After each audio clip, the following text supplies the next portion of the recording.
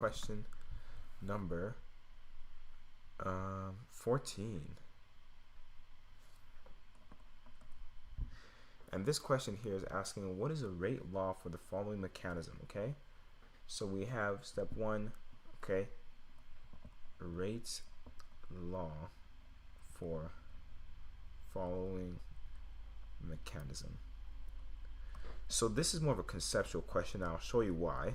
Okay, step one is A plus B C.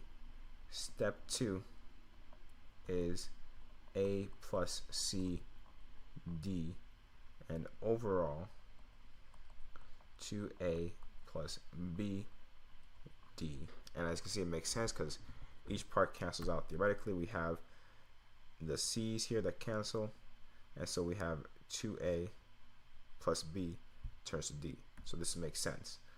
Now, the one thing that they mentioned was that this is slow and this is fast. So our rate law typically is going to be rate is equal to K reactants, okay, to the power of whichever value. That is just a structure for the rate. Now, when they're kind enough to break it down to its actual step-by-step of how the reaction occurs, the rate law of the whole reaction is determined primarily by the slow reaction, because that is, in a sense, the limiting reaction. That's a reaction that's going to take the most time to complete. So if this is fast, this happens not almost, but this happens like instantaneous. So this is the one that determines how fast it's going to go. So the overall reaction is going to be the reaction it takes, the rate reaction for step one. Okay, and we see here what reactants we have here. So the rate for the overall reaction is just going to be K, whatever the rate of this is, and then it's going to be these two products. Now, with this being said, is that if we use the overall reaction, we've gotten that the rate, because when we have this, okay, the way it works is that this becomes our coefficient. So we would have gotten rate is equal to K overall, so KO, A squared B.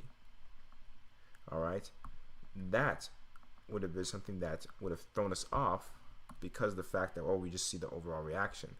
But because we have to use the concept that the slow reaction determines how fast the reaction would go, this is actually what we end up with, because it would actually be based on this. In fact, if we were to even write this overall reaction, we would actually see, like experimentally, that this rate here for the overall reaction would be very close, if not almost the same, as this rate here for the first step.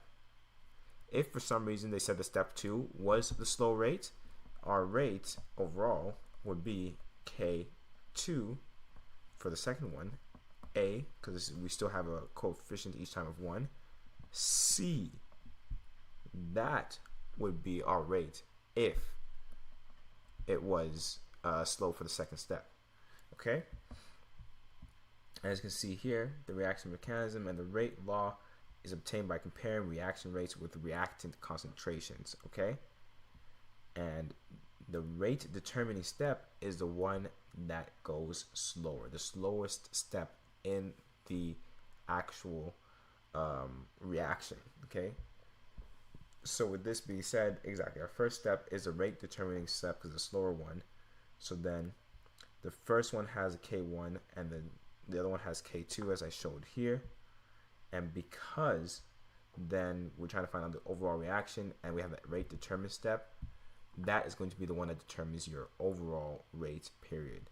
You would see though experimentally that there would be slight variation between, like if there's a way to isolate the first step versus doing the whole reaction, you'll see that there's a little bit of variation, but you'll see that those two will be very similar to each other because of the fact that the rate determining step is going to be the one that determines the overall rate, because step 2, as you see here, is the fast one. It happens instantaneously, so it'll be very hard to compute that rate there and how much it factored in. Nonetheless, this is correct. And let's move on now to question number 15.